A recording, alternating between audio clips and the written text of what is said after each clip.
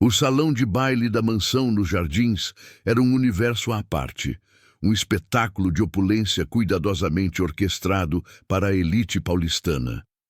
Lustres de cristal gigantescos derramavam uma luz dourada sobre os convidados, transformando joias em pequenos pontos de fogo e os tecidos caros dos vestidos em rios de seda e veludo. O ar era pesado, uma mistura densa do perfume de flores exóticas com as fragrâncias exclusivas que custavam mais do que o salário anual de um trabalhador comum. Garçons, deslizando silenciosamente com bandejas de champanhe, completavam a cena, mas por trás dos sorrisos polidos e das conversas sussurradas sobre fusões e aquisições, havia uma corrente de frieza. Era um ambiente onde o status era a única moeda real, e a gentileza, muitas vezes, apenas uma máscara para o desprezo, um teatro de aparências onde cada gesto era calculado e cada palavra pesada. Em meio àquele mar de poder e riqueza, Ana Abranches parecia uma pintura delicada e fora de lugar. Aos 32 anos, ela usava um vestido de alta costura que a transformava em uma visão etérea. E as joias em seu pescoço brilhavam com uma intensidade quase dolorosa, como se fossem uma armadura pesada demais para seu corpo frágil. Seu sorriso era uma obra de arte da resignação, perfeitamente desenhado nos lábios, mas que morria antes de chegar aos seus olhos, que guardavam uma tristeza antiga e profunda. Seus movimentos eram contidos, quase hesitantes, como se ela tivesse medo de ocupar espaço naquele mundo que nunca foi verdadeiramente seu. Não muito longe dali, encostado em uma coluna de mármore, Francisco Aguilar observava a cena. Aos 45 anos, seu terno impecável e sua postura séria o destacavam, não pela ostentação, mas pela ausência dela. Seu olhar analítico varria o salão com um cansaço visível daquela superficialidade toda. O momento que mudaria tudo aconteceu de forma rápida e brutal, disfarçado de trivialidade. Ana estava ao lado do marido, Daniel Abranches, em uma roda de homens influentes que discutiam o mercado financeiro.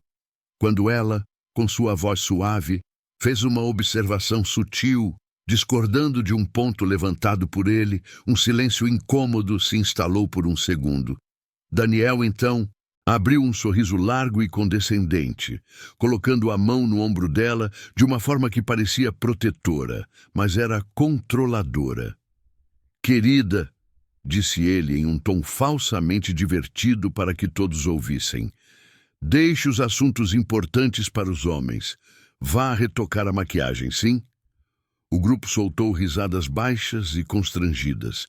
O sangue sumiu do rosto de Ana.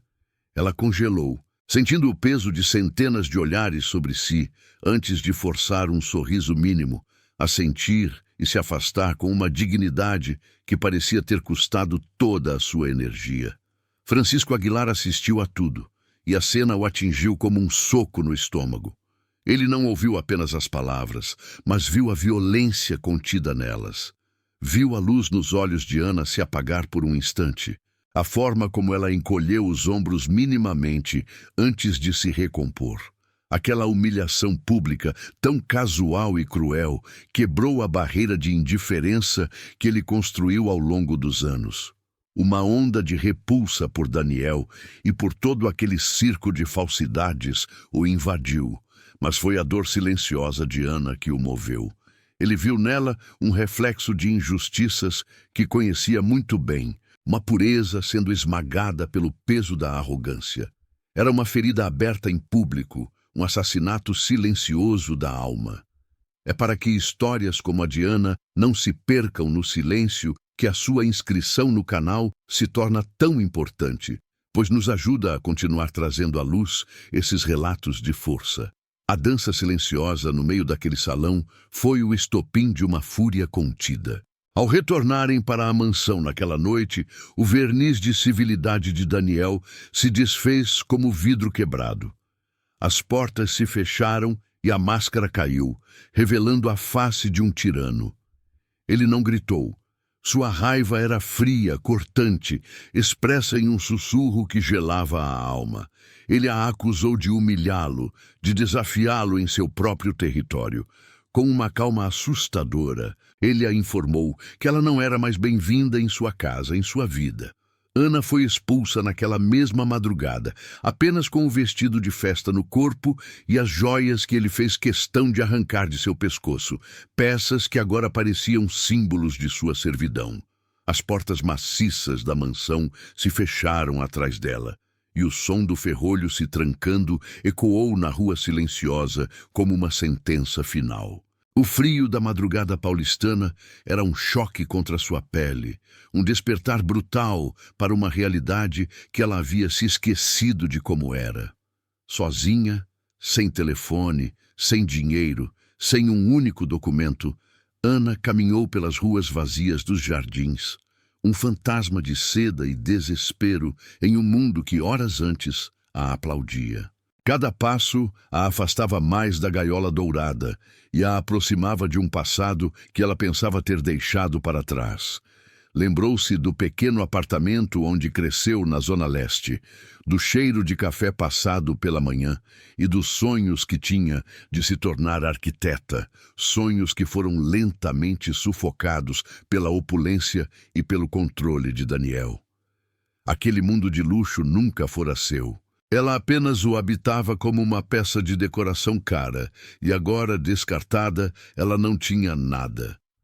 Francisco Aguilar não dormiu naquela noite. A imagem da dignidade ferida de Ana o assombrava, evocando fantasmas de seu próprio passado. Ele se lembrava de sua mãe, uma mulher brilhante e forte, que também teve sua voz silenciada por um homem que acreditava que o poder lhe dava o direito de esmagar os outros. Ele não pôde ajudar sua mãe naquela época, era apenas um garoto, mas agora ele era um homem com recursos, com poder.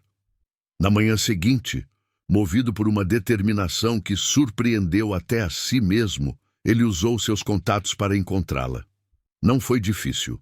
Ana havia procurado a única pessoa que lhe restava de sua vida antiga, uma prima distante que morava em um conjugado modesto no centro da cidade. Ele a encontrou sentada na pequena cozinha, com os olhos inchados, segurando uma xícara de café com as mãos trêmulas. O encontro foi marcado por um silêncio constrangedor no início. Ana estava desconfiada, envergonhada de sua vulnerabilidade. Ela esperava piedade ou pior, um interesse oportunista, mas Francisco não ofereceu nada disso. Ele apenas se sentou, pediu um café e a ouviu. Pela primeira vez em quase uma década, alguém a escutava de verdade. Ele não a interrompeu, não a julgou, apenas permitiu que ela esvaziasse a dor, a raiva e o medo que a consumiam. Ele viu além da figura frágil e assustada. Viu a inteligência em suas observações, a resiliência em sua postura e a centelha de força que ainda brilhava em seu olhar. Na simplicidade daquele gesto, em um ambiente desprovido de qualquer luxo, uma conexão genuína começou a se formar, tecida com os fios do respeito mútuo. Os dias que se seguiram foram um borrão de burocracia e desespero. Daniel, fiel à sua natureza, havia congelado todas as contas conjuntas e iniciado uma campanha de difamação.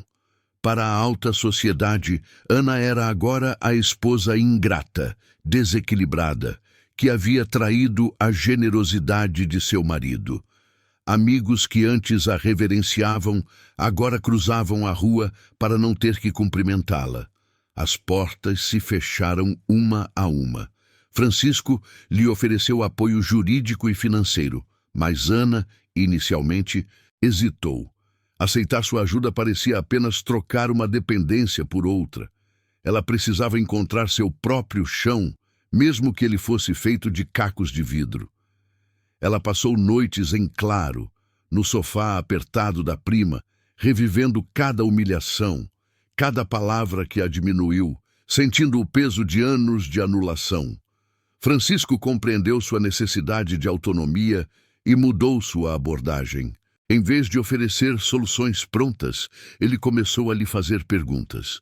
Perguntou sobre seus antigos projetos de arquitetura, sobre os livros que ela gostava de ler, sobre as ideias que borbulhavam em sua mente antes de serem silenciadas. Ele a levou a uma livraria, a um museu, a lugares onde a alma dela podia respirar. Em uma tarde chuvosa, em um pequeno café, ele a viu desenhar distraidamente em um guardanapo, um esboço de uma fachada moderna e arrojada. Naquele simples desenho, ele não viu apenas um rabisco, mas o renascimento de uma identidade. Ele a encorajou a falar sobre o projeto e, enquanto ela descrevia os conceitos, seus olhos ganharam um brilho que ele não via desde a primeira vez que a encontrou. Foi durante essas conversas que o passado de Francisco veio à tona, não como uma confissão, mas em fragmentos de empatia. Ele contou sobre como sua mãe, após se libertar de um casamento abusivo, recomeçou do zero, vendendo bolos para pagar seus estudos e se tornar professora. Ele falou sobre a admiração que sentia pela força dela, uma força que ele agora via espelhada em Ana. Para ela, ouvir aquela história foi como encontrar um oásis no deserto. Ela percebeu que não estava sozinha em sua jornada, que a dor que sentia era uma dor universal e que a superação era sim possível. A história dele não a fez se sentir pequena, pelo contrário, a inspirou. A vulnerabilidade compartilhada entre eles se transformou em um laço poderoso, uma aliança de almas que haviam conhecido a injustiça de perto. Aos poucos, a névoa do medo começou a se dissipar, dando lugar a uma clareza fria e determinada. Ana entendeu que a batalha que precisava travar não era por metade da fortuna de Daniel. O dinheiro era apenas metal, papel, números em uma tela. O que ele havia roubado dela era muito mais valioso. Sua voz, sua autoestima, sua identidade. Ela não queria vingança, queria restituição. Não a restituição de bens, mas a de sua própria dignidade. Decidiu que iria ao tribunal não para lutar por uma pensão, mas para recuperar seu nome e provar que não era o adorno frágil que todos pensavam, mas uma mulher com valor intrínseco, com inteligência e, acima de tudo, com uma força que nem mesmo Daniel conseguiu destruir por completo. É neste ponto da virada, quando uma pessoa decide que não vai mais se curvar à injustiça, que a verdadeira força se revela. Histórias como a de Ana nos lembram do poder que existe em reivindicar a própria dignidade. Se você também acredita que essas jornadas de superação merecem ser contadas, sua inscrição no canal nos dá o fôlego necessário para continuar trazendo à luz relatos que inspiram e transformam. Com a decisão tomada, Ana mergulhou de cabeça no processo de divórcio. Com a ajuda dos advogados que Francisco indicou, ela começou a se preparar. Passava os dias estudando leis, relendo documentos, reconstruindo a linha do tempo de seu casamento, não com amargura, mas com a precisão de uma arquiteta analisando uma estrutura falha.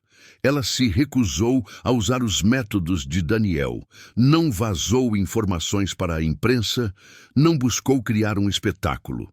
Sua luta seria travada no lugar certo, da maneira certa. A mulher que antes hesitava em dar uma opinião em uma roda de conversa, agora se preparava para confrontar um dos homens mais poderosos da cidade diante de um juiz.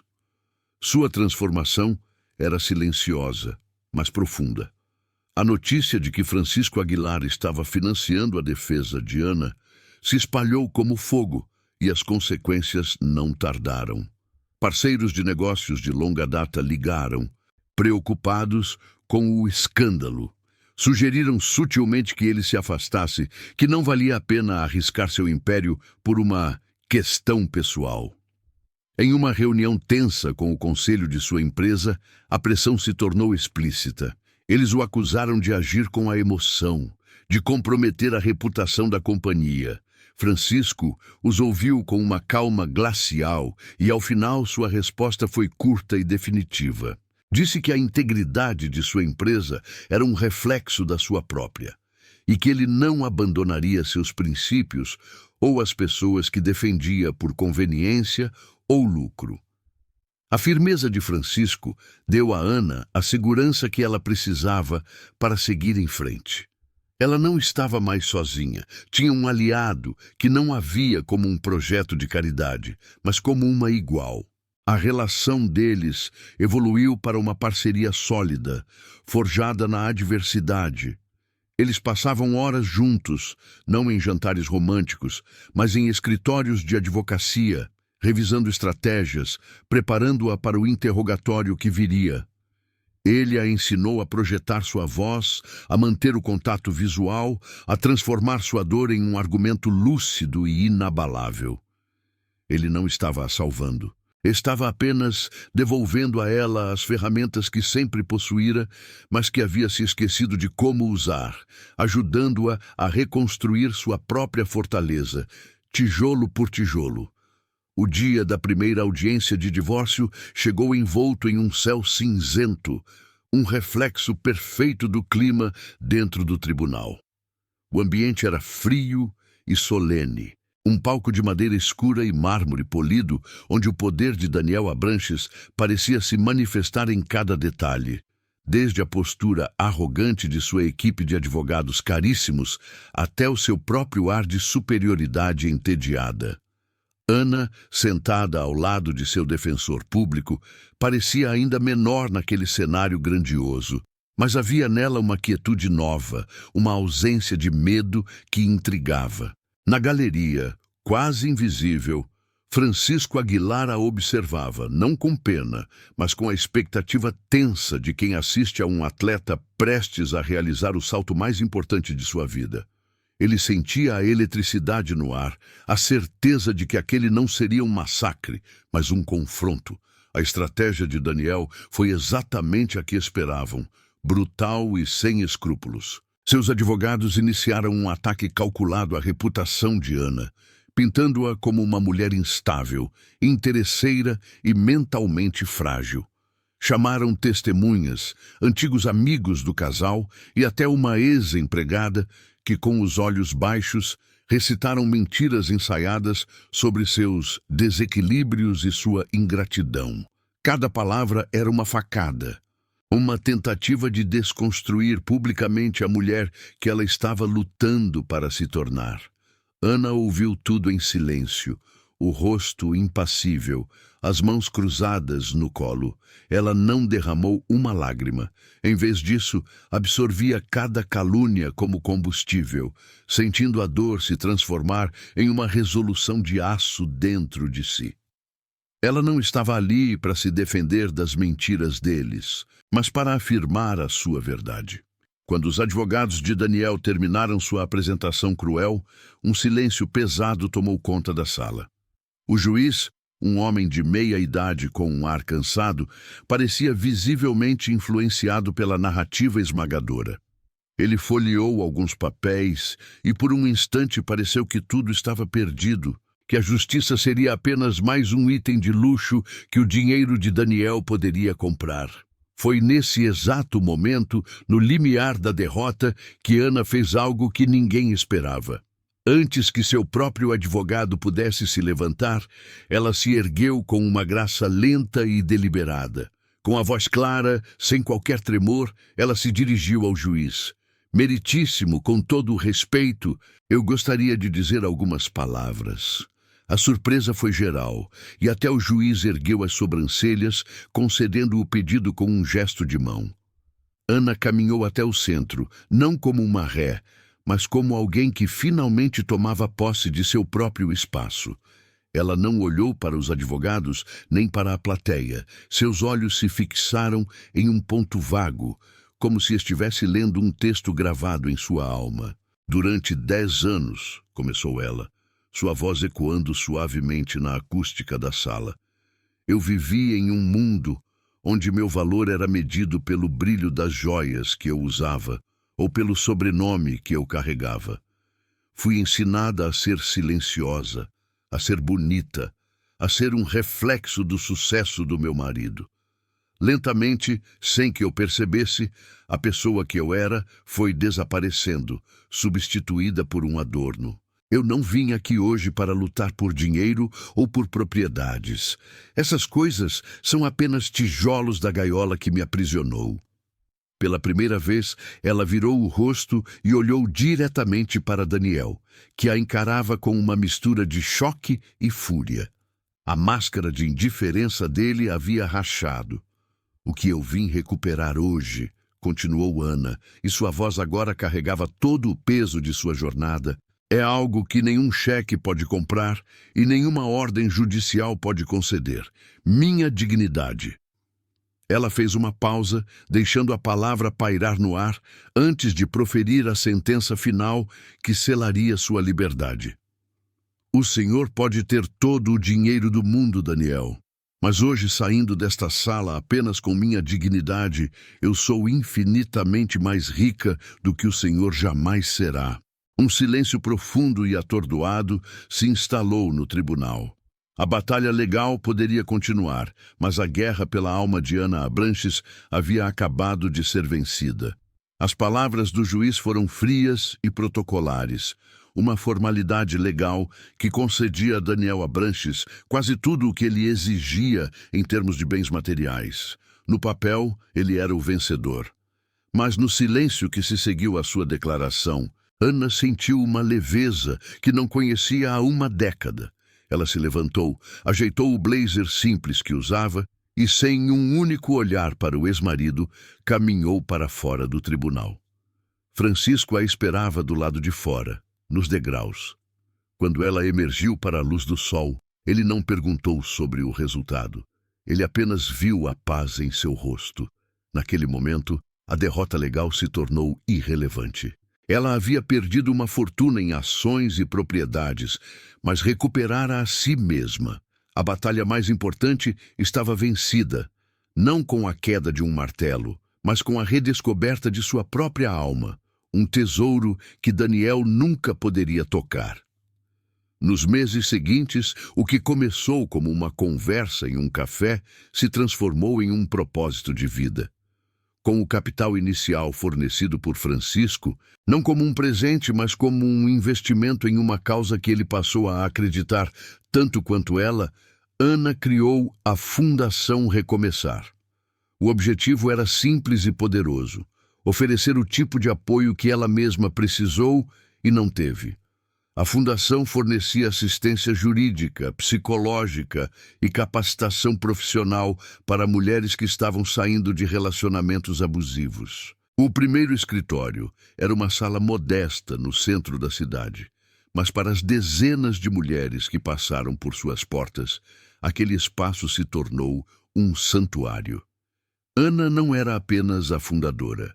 Era a prova viva de que era possível reconstruir a vida a partir dos escombros, transformando a dor em uma ponte para um novo futuro.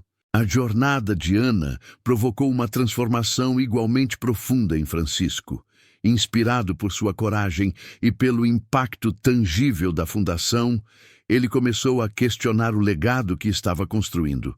O mundo dos lucros e aquisições, que antes o definia, agora parecia oco e sem sentido.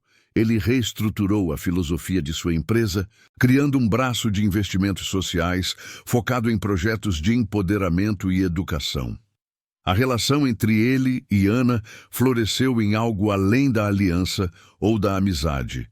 Tornou-se um amor sereno e maduro, construído sobre a admiração mútua e um propósito compartilhado. Eles não eram um casal de contos de fadas, mas dois parceiros de vida que encontraram um no outro a força para se tornarem suas melhores versões, provando que o verdadeiro poder não está em acumular, mas em edificar.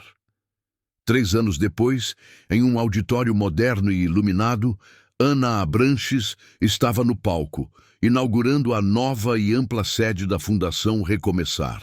Ela não era mais a figura frágil do salão de baile, mas uma líder, cuja voz ressoava com autoridade e empatia. Francisco a observava da primeira fila, o orgulho em seu olhar mais valioso do que qualquer prêmio de negócios que já recebera. Na plateia, entre centenas de rostos, uma jovem mulher ouvia atentamente, os olhos marejados, mas cheios de uma esperança recém-descoberta. O ciclo de dor que quase consumiu Ana havia sido quebrado e transformado em um farol para outras. E é por isso que a sua presença aqui, se inscrevendo, faz toda a diferença. Ajuda a garantir que mais vozes como a de Ana encontrem a força para reescrever suas próprias histórias.